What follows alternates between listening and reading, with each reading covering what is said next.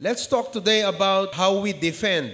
What is our defense against this traditional practice called Halloween and the All Souls and All Saints Day? Okay?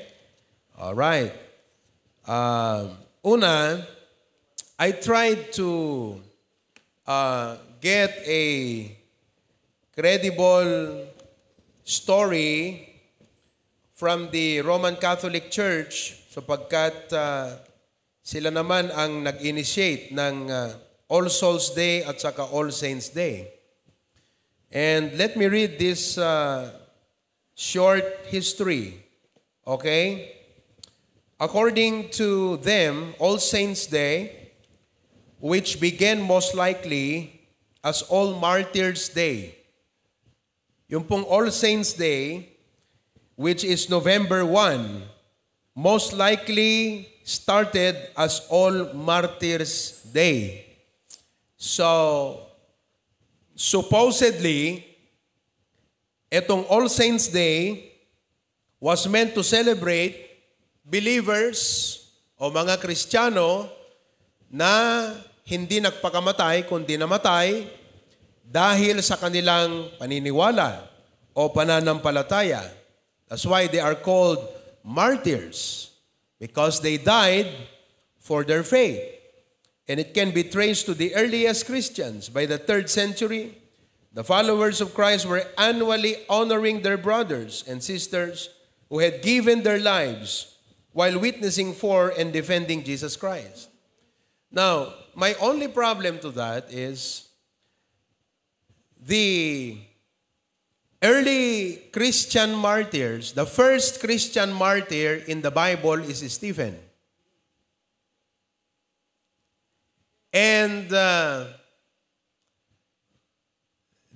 early believers who died as martyrs, kung hindi dahil sa government, going against the government, they died because they do not agree with the state religion.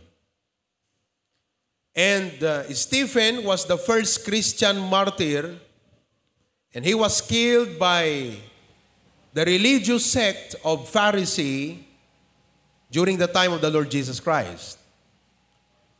The Pharisees, ang mga Pariseo, ay grupo ng mga tao na may reputasyon sa komunidad. And they rejected the teachings of the Lord Jesus Christ. They rejected it. They didn't believe it. So everyone, they come in acquaintance with o makilala nila na naniniwala kay Kristo, immediately, they are going to show a resistant attitude or attitude na they would not want to accept you, as a part of the community. So one of those, or the first among them, was Stephen. He was stoned to death because of his faith in the teachings of the Lord Jesus Christ. Now later on, these Christians were killed because they seemed to be a threat to the government. And that is the church history. Pinatay sila ng mga emperors. But then eventually, there are group of Christians who departed from the faith. Umalis sa pananampalataya. And these Christians who departed from the faith eventually became a very strong group that persecuted those true, yung mga totoo, na sumusunod sa ating Panginoong Jesucristo.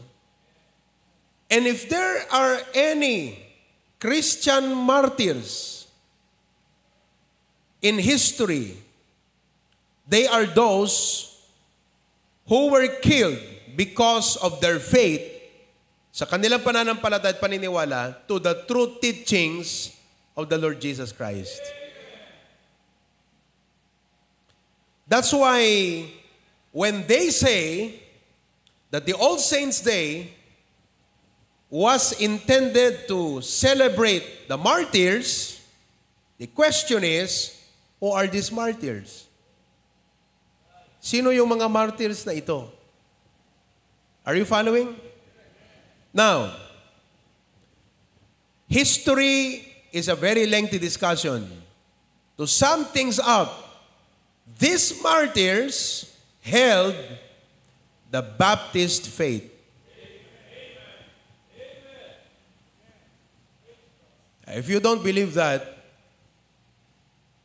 get out of the Baptist church. I believe they held or upheld the Baptist faith.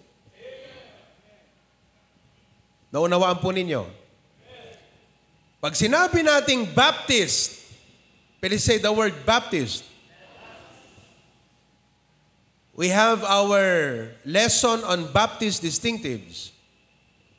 If you're a Baptist, letter B, you believe in the Bible as the final authority. You believe in the autonomy of the local church or the church being self-supporting and self-governing and self-propagating.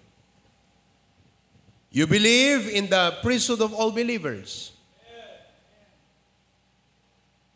You believe as well that if you're a Baptist, you believe in saved membership. Hindi ka pwedeng mabaptize na hindi ka saved. Other churches, their practice of baptism is after physical birth. Pag ikaw ay pagkatapos pinanganak physical, pwede ka ng bautismuhan while being a baby, yes? Unawaan nyo yan? The Baptists believe in baptism after spiritual birth. That's the difference. Other religions will baptize you after your birth. So, di ko nada nga bunyag. Di ba? After nga nayanak ka, mabunyagan ka. While you are still a baby, sino ka dakit tinabunyagan? Idiwi baby. Yon. That's not a Baptist practice. And that's not a biblical teaching. Hindi po yan tinuturo ng Biblia. If you're a Baptist, you believe what the Bible teaches of baptism after spiritual birth. Meaning, kalpasan nga inawat mo ni Apo Jesucristo, saka ka lang mabalin nga bautismuhan. And that is one of the main reasons why there are Christian or Baptist martyrs. Naintindihan niyo mga kapatid? Oo. Pinatay sila dahil sa kanilang paninindigan at paniniwala na walang pwedeng bautismong mangyari hanggat hindi mo tinatanggap si Kristo bilang tagapagligtas. And so, in the history past, those who believe o naniniwala that you ought to be saved before you get baptized were the ones victim. Sila yung naging biktima ng relihiyon na nagbibinyag ng mga maliliit na bata. Sila yung naging biktima. They died martyrs. That is why, if we take this Catholic tradition or argument that the All Saints' Day is for the martyrs, therefore, in their context, they should be celebrating the Baptist martyrs, the Baptist faith, sapagkat wala namang ibang martyr sa history, kundi ang mga Baptist believers. They may not always have been called as Baptist, but they upheld with them the Baptist faith. Hindi man sila laging tinatawag noon na Baptist. Ang tawag nga sa kanila noon ay Paulicians, being followers of Paul. At depende doon sa kanilang leader na nakapagturo. But we are talking about the teaching and the faith. Naintindihan niyo po yan? So, yun ang parang history, according to them, of the All Saints' Day. And then the following day, the All Souls' Day, is a celebration or an occasion of the departed souls. Yung mga namatay na.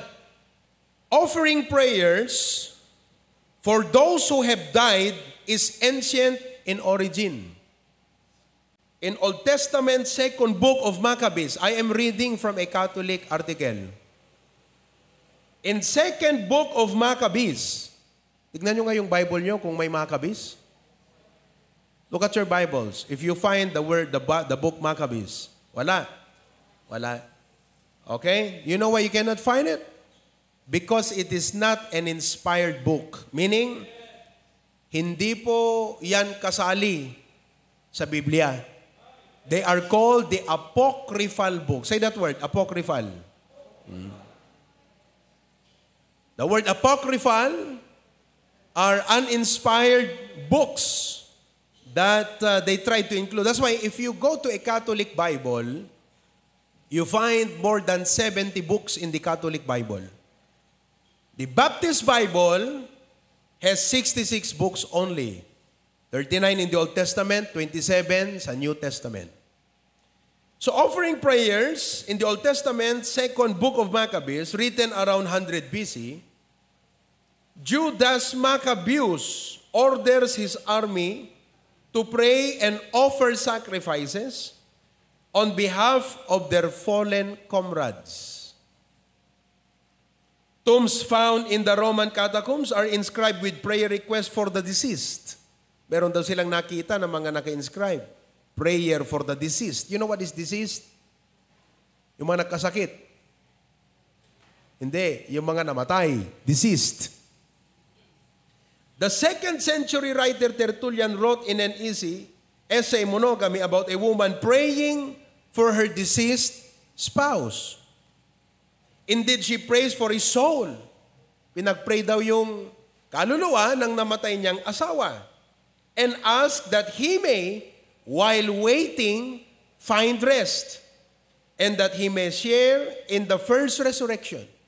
And each year, on the anniversary of his death, she offers the sacrifice. Therefore, the All Souls Day is a commemoration of the faithful departed. And it evolved onto the church calendar long after Saints' Day. In other words, November 1 and November 2 is a Catholic calendar activity. Naunawaan niyo po yan. November 1 and November 2, All Saints' Day and All Souls' Day ay Catholic calendar of activity. Hello? Pati doon sa All Saints' Day, okay, we believe that the saints, what do we believe about saints? What does the Bible say about saints? Aso? Saint Bernard? What does the Bible say about saint? Damagaman ta kaabay mo, what do you think about a saint? Anat makunam may panggap ti santo. Damagam, anat santo. Di ba? Oh. Bigyan ko kayo ng mga nasa Biblia tungkol sa mga santo. Oh. Ephesians 1:1. Ephesians chapter 1 verse 1. All Saints Day, di ba? All Saints Day. Inadresan ko na yung martyr. Okay? Saints tayo. Paul, an apostle of Jesus Christ, by the will of God, basahin ko to to the saints which are in heaven. Anong nakalagay sa Bible ang saint? To the saints which are at? So where are these saints living during the time when this book was written? Saan po nakatira ang mga santo na ito nung isinulat ang letter of Ephesians? Saan po sila nakatira? Saan po? Ephesus. Now, according to All Saints' Day, the saints being referred to as being celebrated are in heaven. Because in the Roman Catholic Church, saints, for a person to become a saint, he must be qualified to be a saint. May kwalifikasyon. Ang tawag nila doon ay canonization. May canonization. It is a system. Ito po isang sistema na ginawa at binuo upang ideklara ng isang persona ay tawaging santo. That's why here, for example, in Ilocos Norte, bawat ili may santo. Right? Hindi ko lang maalala, but I think I could be wrong, but if you are familiar with the Bakarahim, who among of you is familiar with the Bakarahim? Di ko lang maano, pero parang may saint na nakalagay doon. San Andres. The Bakarahim, although it is a secular song, secular because it is being sung, kinakanta ng ating munisipyo. Hindi naman kinakanta yan sa loob ng simbahan. Kinakanta yan sa flag ceremony. Di ba? Pag flag ceremony, I could become controversial by saying this. And I know I could become controversial. Pwedeng i-crop itong aking sinasabi ngayon. I don't care. Because I want you to hear the truth. Okay? I could become controversial. Alam nyo ba na maraming nanonood sa atin? Kasi sinasabi ko sa inyo, one day, magugulat na lang kayo na meron ng hindi magandang caption, nandun ang aking video, hindi magandang caption tungkol kay Pastor Proby, inaatake ang Bakarahim. Hindi ko inaatake. Sinasabi ko lang na sa Bakarahim, may San Andres. Anong kinalaman ni San Andres sa Bakarahim? Doon sa awit, kayo, hindi ko alam sa bintar kung may bintar hymn. May bintar hymn ba kayo? May nakalagay din ba yung santo ng bintar? Wala? Wala. Sa pasukin, meron ba? Pero doon sa ating Bakarahim, nandun yun, San Andres. It is a secular song, but it has San Andres. Sino si San Andres? Saint Andrew. Canonized by the church as saint, one of the disciples of the Lord Jesus Christ. And for whatever be the qualification or system na ginawa upang tawagin ng isang persona ay santo, kung ano man ang sistema na yan, I believe the Bible questions that system. Kinu-questiona ng Biblia yung sistema na yon. Sapagkat hindi ka pwedeng maging santo pag una hindi ka namatay. Tignan nyo ho yung binasa natin. Saan nakatira yung mga santo? Ang mga sinulatan ay hindi po mga patay. Hindi po sinabi dyan na si Pablo ay nananalangin sa mga santo na kanyang sinulatan. He wasn't praying to the saint. He was writing a message to the saints. Who are the saints? The saints are people who are saved by the blood of Jesus Christ, have a personal relationship with God, and are recipients of eternal life. They are the saints. Therefore, if that is the biblical teaching of a saint, let me ask you, are you a saint? Yes, we are.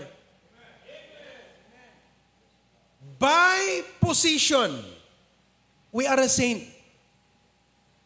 At hindi tayo ang naglagay sa ating mga sarili sa posisyon o katayuan bilang santo, kundi ang Diyos ang naglagay sa atin sa katayuan bilang santo dahil kay Kristo Jesus. That is why you find in some instances in the Bible, saints in Christ Jesus. Naunawaan po ninyo. And because we are called as saints, listen now, dahil tinawag po tayo, nasa katayuan tayo, bilang mga santo. Kayo, some of you are studying at the Catholic school, you better listen to this. Dapat alam nyo to. Kasi may mga iba sa inyo nag-aaral sa Catholic school. Dapat alam nyo, ang turo na to, hindi upang debatihin ang mga teachers nyo, kundi upang hindi kayo malinlang sa maling turo. You should know this.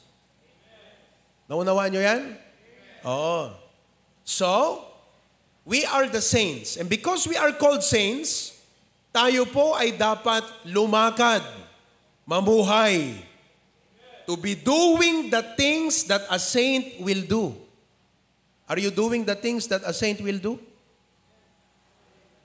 Ginagawa niyo po ba ang mga bagay na dapat ginagawa ng isang santo kay Kristo Jesus? Tawanungin mo yung katabi mo, ginagawa mo ba ang mga bagay na dapat ginagawa ng isang santo ni Kristo? Tawagan mo na. Ginagawa mo hindi. Pangalawa, bilang mga santo, hindi dapat natin ginagawa ang mga gawaing hindi dapat ginagawa ng isang santo. So kung ikaw ay santo kay Kristo, hindi mo na dapat ginagawa pa. Yung mga ginagawa, hindi dapat gawin ng isang saint of the Lord Jesus Christ. Ang tawag po natin dyan sa Biblia, mga kapatid, is change life. Oh, change life. Hindi overnight yan. So going back, balikan natin.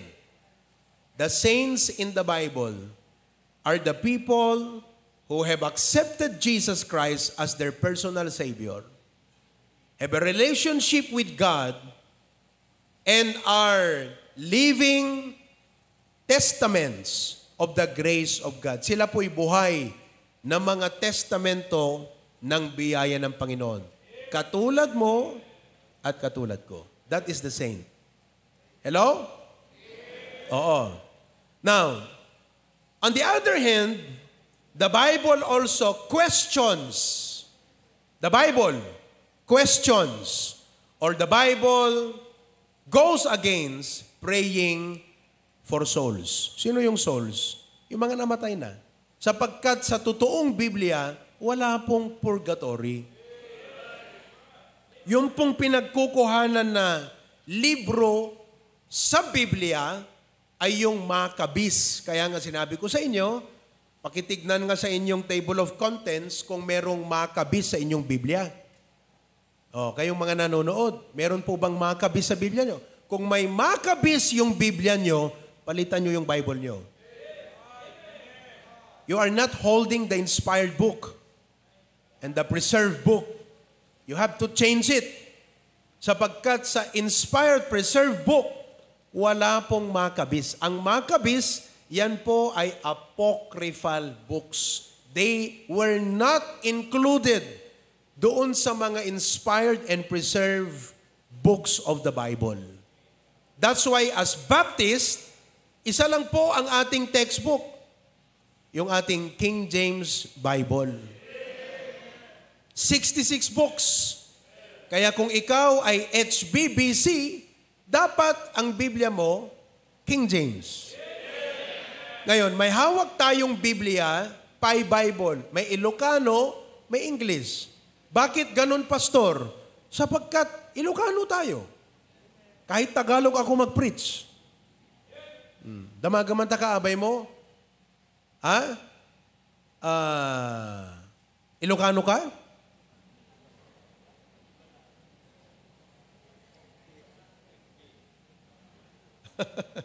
You're in Ilocano?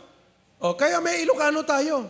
Pero pagdating dito sa ating Pi Bible, sa kanyang katabi, kaparalel, mga kapatid, ay English po yan. O, kaya pag binasa mo yung English, hindi mo maintindihan, lumipat ka lang dun sa kabila, yun yung Ilocano translation ng English. O.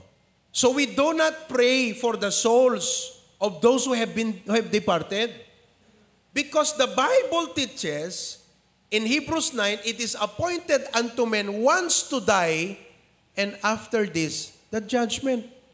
Pagkatapos mong namatay, haharap ka na sa judgment. And Revelations 20 verse 15 says, whosoever was not found written in the book of life was cast into the lake of fire. Dalawa lang po ang destinasyon ng tao. Eternal life or eternal death or separation from God. Kaparusahan o kapahingaan.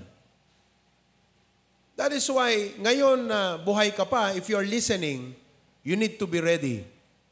Naunawaan po ninyo? Ayan. Pero Pastor, is it wrong to go and clean, nagdalos jay cementeriumi? Aba, dapat hindi lang November 1 nililinis yan. Huwag mong hayaan nga, DJ, cementerio nga nakaitanuman, di loved ones mo.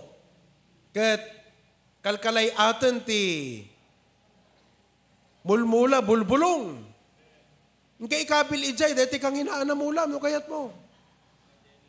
But you have to make that clean. Kaya nakalagay sa ating memorial park, those who honor the dead will care for the living. Well, it is because we are taught to be decent people. So everything we do must be decent and clean. Kaya pati yung sementeryo natin dapat malinis. Make a difference. And it is not for any ceremonial reason. It is because of a moral reason that what? Ikaw ay tao na gusto mo lahat malinis. Are you following? Oh, malinis po ba yung mga sementeryo ng mga loved ones ninyo? Uno, sakit to lama pa nagdalos ton Lunes ti malam. Tumalpas ti pa nagbubutos. Tunumalpas iti November 1, December, po, do mga ruot nan. Okay? So much with the All Souls and All Saints Day. How about with the Halloween? Okay? Some Christians, or we believe rather, may mga Kristiyano na hindi maliwanag sa kanila yung Halloween. Kaya nakikisama. Nakikisama. Without even realizing that they are already compromising. Nagkokompromiso na sila. They are hiding their faith. Now, we object Halloween because of its historical connection. Ino-object natin yan sapagkat ito, dahil sa kanyang historical connection, because of its pagan origin. Hindi po galing sa ating Panginoong Hesukristo ang turo o practice ng tinatawag na Halloween. Tignan mo yung mukha ng katabi mo. Sana ho hindi mukhang Halloween yan. Hindi rin mukhang hollow blocks. Amen? Oh. It has its connection in ancient Celtic and Roman pagan festivals. Particularly Samhain. They view the holiday as having roots in practices and beliefs. Mga kapatid, that are contrary to their Christian faith. That is why, itong practice ng Halloween, the Baptist people like you and me have nothing to do with it. Oh. Sabihin mo kung halimbawa sa trabaho, sabi nila, kailangan yung desk mo, lagyan mo ng mga Halloween symbols. Well, tactfully, gracefully, sabi ng Bible, be ready to give a reason of your faith. Defend your faith. Don't be silent. It is your opportunity to show them what it means to be a real Christian. Oo. Secondly, because of its occult and supernatural associations. Occult practice. Marami yung mga occult practice na ginagawa. Kulto. Tayo nung araw, nung mga unang panahon, ang akala sa atin ng mga relihiyon, kulto. Narinig ko yan kay Pastor Jun eh. Pag nag-soul winning daw si Pastor John noon at nag-preach dyan at sinabing, ako ay Baptist, akala nila, kulto si Pastor John. Yun ang alam nila, cult. Because people do not know, they are not educated eh. When it comes to the Bible, they're ignorant. Oh. So, the Halloween has an occult practice or habit. Halloween is often associated with themes like witchcraft. Di ba may hawak na black na stick? Magic. Di tayo naniniwala sa magic. Tricks ang magic. Magic is just a trick. But there is no supernatural magic. Wala. Oh, kung may supernatural magic, ang pinakamayaman, mga magician.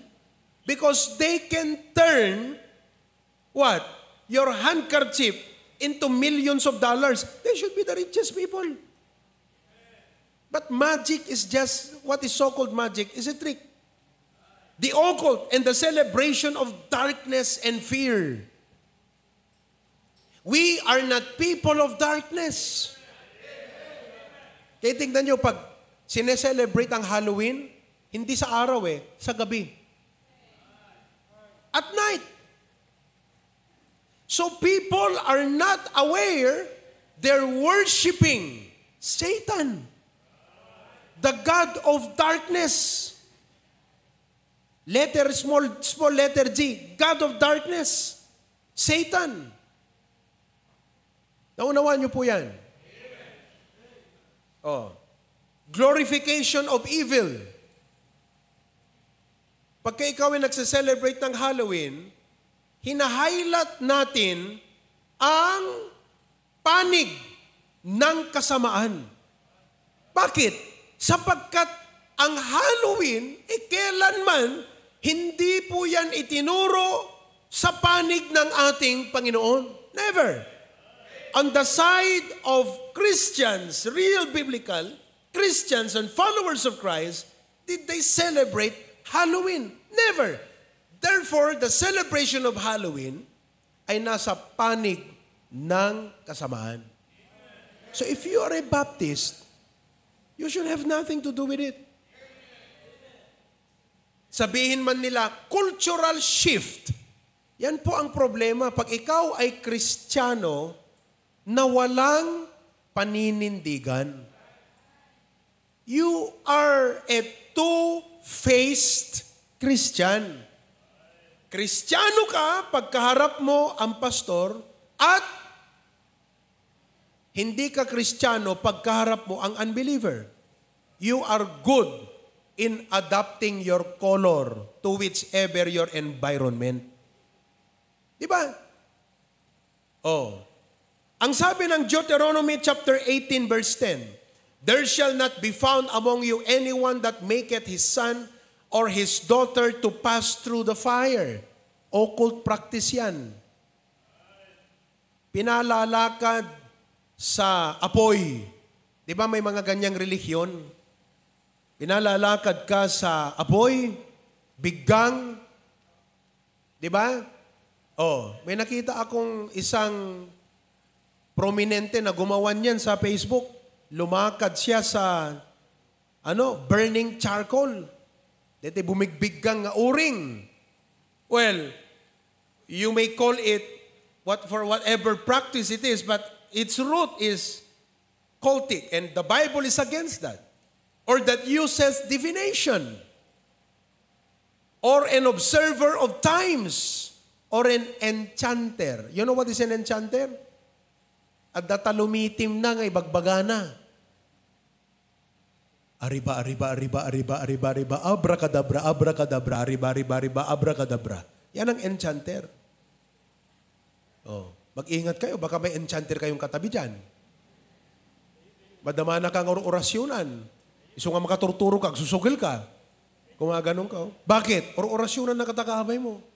Arriba, arriba, arriba, arriba, turog, turog, turog, turog, sugil, sugil. Ayan, no? Ayan, mga kapatid, enchanter or a witch. Di ba? Verse number 11. Tingnan nyo, verse 11. Or a charmer, consulter of familiar spirits, spirit of the glass. Or a wizard, or a necromancer. Necromancer is the one who calls the dead and talks to the dead.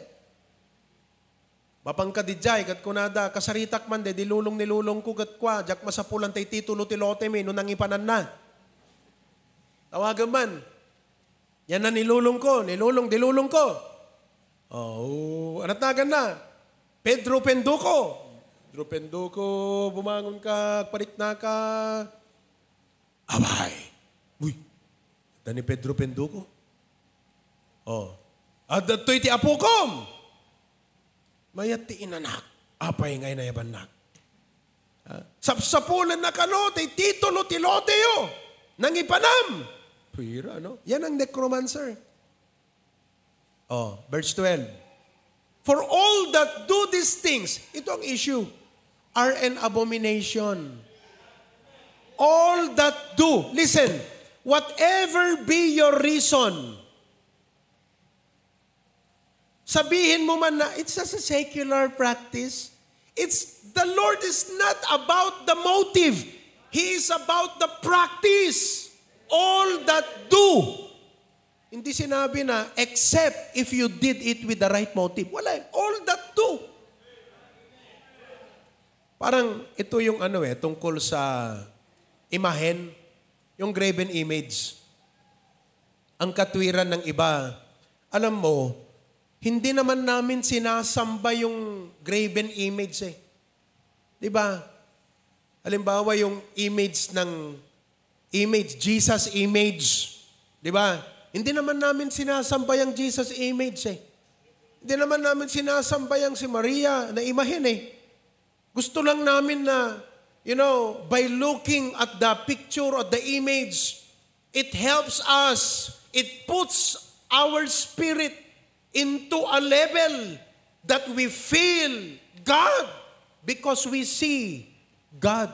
Biruin mo yun. They are worshiping what they see and not according to faith, because faith is believing God even if you do not see Him. Kaya nga sabi ni Jesus, Tomas, mapalad ka dahil naniwala ka. Pero mas mapalad ang mga hindi nakakita sa akin, subalit naniniwala. Sino daw yung mapalad? Ay yung mga hindi nakakita sa Panginoon, subalit naniniwala. Ba't kailangan mo pa yung imahen? So sabi nila, hindi naman namin sinasamba, ganon. Listen, anuman ang motibo, katwiran mo, motibo mo, ang sabi ng Bible, huwag kang sasamba. Don't make. The Bible says, do not make. Huwag kang gagawa. So, kahit hindi mo sinamba, pag gumawa ka, nagkasala ka ng idolatry. Gumawa ka ng statue na may mata, hindi nakakakita. May tenga, hindi nakakarinig. May bibig, hindi nakakapagsalita. Kailangan ikaw pa yung tutulong sa kanya pag pinarada dyan. Abi, kung talagang buhay yan, ganun niya na lang yung electric wire. Aping kapela sokdalan, di ba? Oh, ganun din ho yan. Sabihin mo, well, it's just a secular. Alam mo, pag Kristiyano ka, there is a point in time that you really have to decide about your faith. Because if you don't decide, listen to me, pag hindi ka nagdesisyon tungkol sa paniniwala mo, you will not be a valuable Christian. Wala kang kwentang Kristiyano. Kasi wala kang paninindigan eh. A Christian without conviction is worthless. You are a soul who lost its savor. Ang asin dapat maalat. Kung wala ka ng alat, ano pang kwenta mong asin? Ang Kristiyano may paninindigan. Sabi niya, ito ang tama. Ito ang sabi ng Biblia. Hindi ka ako sasang-ayon dyan. At ang mga tao sa paligid mo, malalaman nila na ikaw ay asin. Dahil sinasabi mo ang totoo. Naninindigan ka sa Biblia. Kaya pag wala kang paninindigan, puro ka oo, puro sang-ayon, dahil takot ka na kung anong sabihin o mawalan ka ng trabaho, kesa matakot ka sa Diyos, wala kang kwentang Kristiyano. Ano sabi ng Bible? It is thenceforth good for nothing but to be put on the street, to be trodden under the foot of men. Yan o. Kaya mga kapatid, amen po ba? Kinakailangan may paninindigan. Ngayon, in cases that you find it difficult to explain it, come to me. Magtanong kayo. Huwag mahihiyang kay pastor. Kayo mahiyang magtanong kay pastor. Amen po ba? So we should have nothing to do with the Halloween.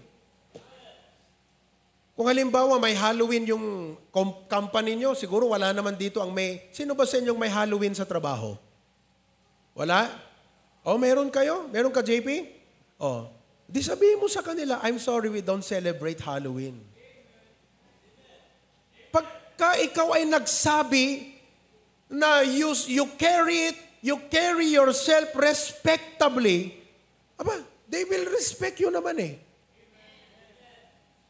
And it will be your opportunity. Tatanungin ka, bakit hindi ka nag-celebrate ng Halloween? Well, let me explain this with you. Doon ka na magsimulang mag-witness for the Lord Jesus Christ.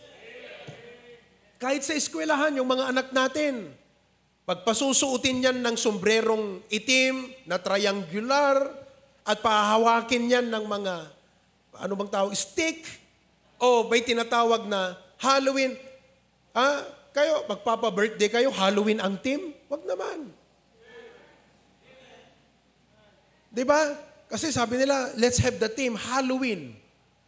Alam mo, kahit hindi ka na magsuot, mukha pa lang mga kapatid, pasado ka na. Diba? Kung magsalita ka pa, mas matindi yun, mga kapatid. Nakakamatay. Diba? Well, I'm just joking. So, as Christians, this is my opportunity as your pastor to remind you that not because it is popular, it is true. Not because it's in the calendar activity, we should observe it.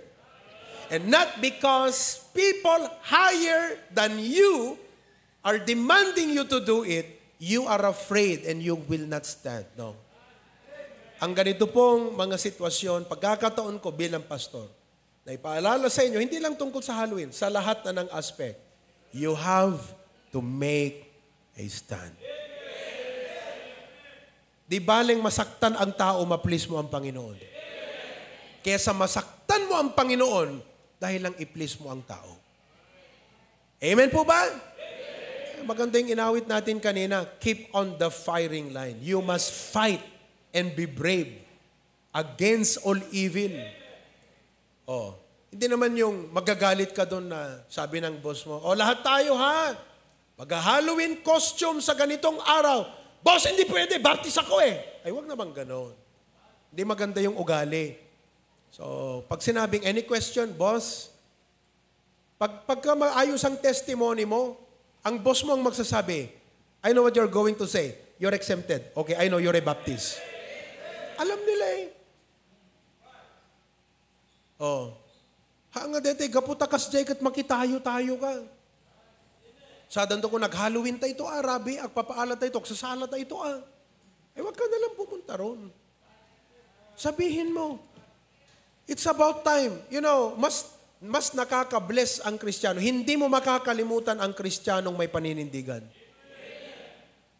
There is a reason that, you know, when you pursue what is right, rather than what is popular or what, you don't pursue people to like you, you don't pursue people to approve you, you just want to be right and to do what is right in the kindest way possible, but you want to do what is right, you will find life to be very lively in you. Buhay ang buhay sa'yo. Buhay na buhay ka. Buhay na buhay ka kasi may paninindigan ka eh. Di ba? Okay. So enough with that. I hope nakita nyo yan and this is an opportunity for me to remind you that, hey, we have a biblical stand. Okay? Masidig man ti piestan kakabsat. Oh, ayan na naman ha. So, we'll have another time to discuss about that. Okay? Let's pray. Heavenly Father, thank you so much for the opportunity to encourage and challenge your people about being a light into this world. Pagkat sinabi mo sa Philippians chapter 2 verse 15, that ye may be blameless and harmless the sons of God, without rebuke in the midst of a crooked and perverse nation, among whom ye shine as lights in the world. Anong kwenta naming ilaw kung walang liwanag? Anong kwenta naming asin pag hindi kami maalat? At Panginoon, help us to make that difference in this world who need the Lord Jesus Christ. Thank you, Jesus. In Christ's name we pray. Amen.